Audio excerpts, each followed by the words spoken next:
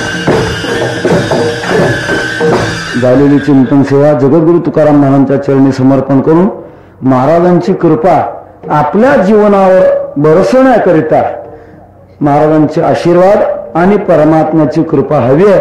तेव्हा त्या कृपेकरता त्या कृपेच्या द्वारे आपण ज्या मार्गात आलो निश्चितच आपण निश्चित अशा प्रकारच्या मार्गामध्ये आलेलो. त्याचं कारण आहे तेने पंथे माझी चालली पाऊले दर्शन झाले संताप आहे.